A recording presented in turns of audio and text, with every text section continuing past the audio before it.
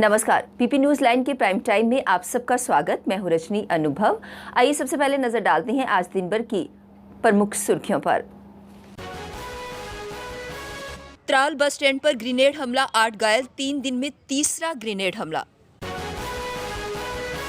श्री राम मंदिर निर्माण के लिए देश भर में निधि समर्पण अभियान मकर संक्रांति से होगा आरंभ। ड्यूटी के दौरान दिव्यांग होने वाले कर्मचारी अब दिव्यांगता मुआवजे के होंगे हकदार, कहा डॉक्टर जितेंद्र सिंह ने। और अब Jammu Kashmir state board of school education से हटाया जाएगा स्टेट शब्द। अब खबरें विस्तार से। दक्षिण कश्मीर के अवंतीपुरा में त्राल बस स्टैंड पर आतंकवादियों ने ग्रेनेड हमला किया है। इस हमले में 8 लोगों के घायल होने की सूचना है। हमले के बाद आतंकवादी घटना स्थल से भागने में सफल रहे। पुलिस से मिली जानकारी के अनुसार त्राल बस स्टैंड में ये ग्रेनेड आतंकियों ने एसएसबी के जवानों को निशाना बनाते हुए फेंका था, परंतु ग्रेनेड निशाने पर न गिरकर दूसरी ओर सड़क पर फट गया। इसकी चपेट में आने से 8 लोग गंभीर रूप से घायल हो गए हैं। नए साल के पहले दिन भी पाकिस्तान अपनी नापाक हरकत से बाज नहीं आया। शुक्रवार शाम को राजौरी जिले के नौशहरा में संघर्ष विराम का उल्लंघन करते हुए पाकिस्तानी सैनिकों ने भारतीय क्षेत्र में जमकर गोलाबारी की। इस गोलाबारी में अग्रिम चौकी पर तैनात सेना के नायब सूबेदार शहीद हो गए। भारतीय सेना की जवाबी कार्रवाई से सीमा पार पाकिस्तान को भी काफी नुकसान हुआ है। देर रात तक दोनों तरफ से गोलाबारी जारी रही। इससे सीमावर्ती इलाकों में दहशत का माहौल बना हुआ है। श्री राम मंदिर निर्माण के लिए विश्व हिंदू परिषद द्वारा देश भर में निधि समर्पण अभियान मकर संक्रांति से आरंभ किया जा रहा है। विश्व हिंदू परिषद के अंतर्राष्ट्रीय संयुक्त महासचिव डॉक्टर सुरेंद्र जैन के अनुसार ये निधि संग्रह नहीं, देश को सांस्कृतिक एकता में बांधने की एक मुहिम है। इस मुहिम से संवेदनाओं का ऐसा राम सेतु बनेगा जो देश को एक सूत्र में पिरो देगा। वह जम्मू कश्मीर और लद्दाख के लिए इस मुहिम को गति देने जम्मू कश्मीर पहुंचे। उन्होंने कहा कि राम के पूर्वजों की धरा जम्मू कश्मीर भी पूर्ण तौर पर इस मुहिम से सीधे जोड़ने का प्रयास है। आतंकियों को छिपाने और उन्हें हथियार मुहैया कराने वाला एक ओवरग्राउंड वर्कर को सुरक्षा बलों ने शुक्रवार को पुलवामा जिले के अवंतीपुरा से गिरफ्तार कर लिया। आतंकियों का ये मददगार स्थानीय युवाओं को आतंकी संगठनों में भर्ती कराता था, साथ ही उनमें रुपए बांटने का काम भी करता था। उसके पास से विस्फोटक पदार्थ भी जब्त किए गए हैं। कश्मीर में पर्यटन के लिए नया साल खुशियों भरा रहा। गुलमर्ग में शुक्रवार को देश भर के पर्यटक देखे गए। इन्हें बर्फ पर दौड़ लगाते और साइकिल चलाते भी देखा गया। इस विश्व प्रसिद्ध पर्यटन स्थल पर नववर्ष के स्वागत में स्नो गेम्स के तहत कई कार्यक्रम आयोजित किए गए। यही नहीं, श्रीनगर समेत घाटी के विभिन्न पर्यटन स्थलों पर सैलानी 3 से 4 दिन पहले ही पहुंच गए थे। स्थानीय कारोबारियों को भी इस वर्ष से काफी उम्मीदें हैं। पर्यटन विभाग कश्मीर की तरफ से नववर्ष का स्वागत करने के लिए कार्यक्रम आयोजित किए गए। इनमें बर्फ पर दौड़, स्कीइंग, स्नो स्लेज, बर्फ पर साइकिल चलाने जैसे खेल शामिल हैं। पर्यटकों ने बर्फ पर खेलों में बढ़ चढ़कर हिस्सा लिया। कश्मीर के डिविजनल कमिश्नर पीके पोले कार्यक्रम के मुख्य अतिथि थे। उन्होंने खेलों को हरी झंडी दिखाई। ड्यूटी पर तैनात दिव्यांग होने वाले कर्मचारी दिव्यांगता मुआवजे के हकदार होंगे। इसकी घोषणा प्रधानमंत्री कार्यालय के राज्य मंत्री डॉक्टर जितेंद्र सिंह ने दिल्ली में की। पहले न्यू पेंशन स्कीम के तहत 1 जनवरी 2004 को या इसके बाद तैनात सरकारी कर्मचारी दिव्यांगता पेंशन का हकदार नहीं था। पुराने नियम के कारण केंद्रीय रिजर्व पुलिस बल, सीमा सुरक्षा बल, केंद्रीय औद्योगिक सुरक्षा बल के कई दिव्यांग कर्मचारियों को मुआवजा नहीं मिलता था। अब दिव्यांग होने के बाद ड्यूटी कर रहे कर्मचारियों को दिव्यांगता मुआवजा मिलेगा। नए नियम के तहत दिव्यांगता का आकलन कर तय नियमों के तहत कर्मचारियों को मुआवजा जारी किया जाएगा।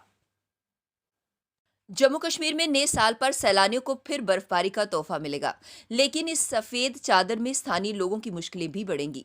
मौसम विज्ञान केंद्र श्रीनगर के अनुसार 4 और 5 जनवरी को जम्मू और कश्मीर के कुछ हिस्सों में भारी बारिश और बर्फबारी की चेतावनी दी गई है।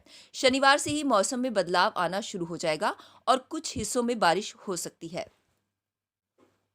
पिछले 10 महीने से कोविड महामारी को झेल रहे जम्मू कश्मीर के लोगों को कोविड वैक्सीन की 2 डोज दी जाएगी। पहली डोज के 28 दिन बाद दूसरी डोज दी जाएगी।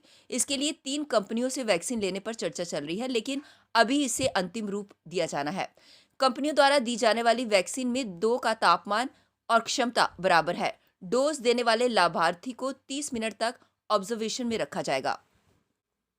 Chief of defence staff general Vipin Rawat ने सियाचिन बचाने वाले हीरो कर्नल नरेंद्र बुल कुमार के निधन पर अपनी संवेदना व्यक्त की।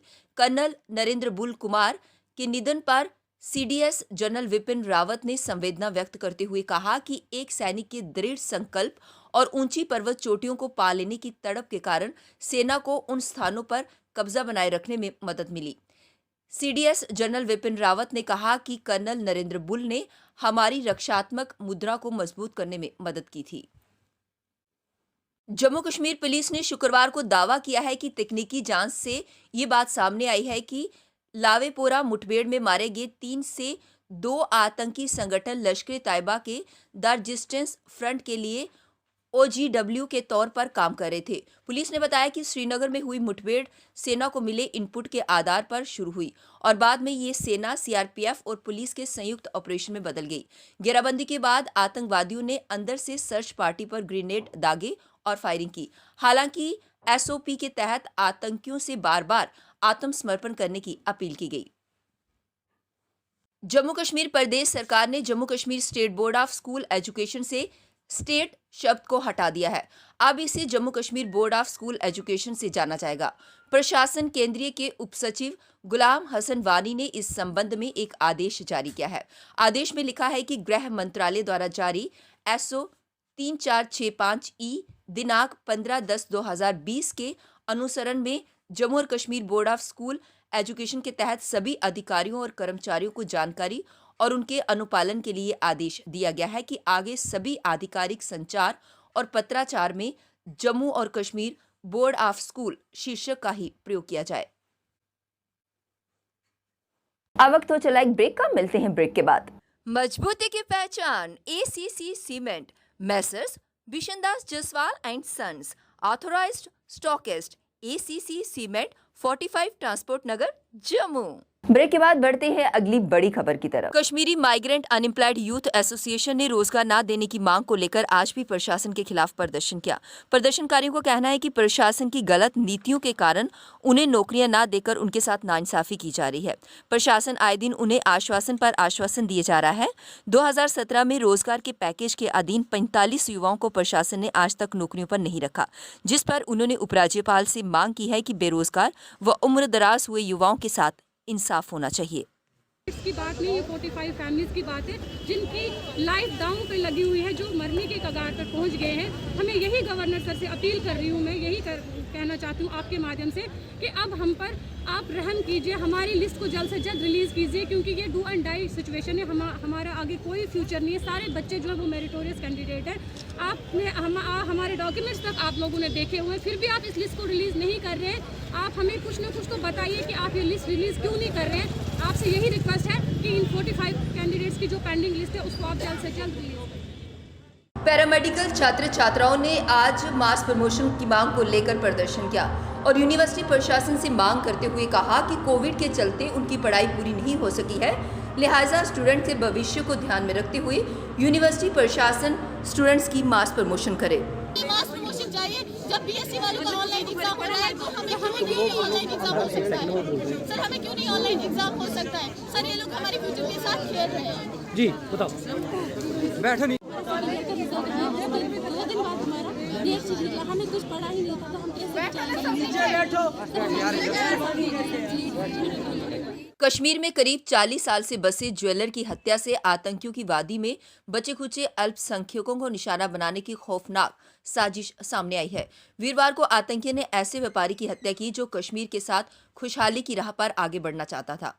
साथ ही आतंकी संगठन द रेजिस्टेंस फोर्स की गिद्दड़ बपकियों के बाद पुलिस कश्मीर में रह रहे अल्पसंख्यकों की सुरक्षा की समीक्षा में जुट गई है। पीपी न्यूज लाइन के प्राइम टाइम के आज के इस अंक में बस इतना ही। मुझे और मेरी पूरी टीम को दीजिए इजाजत और आप देखते रहिए पीपी न्यूज लाइन। नमस्कार।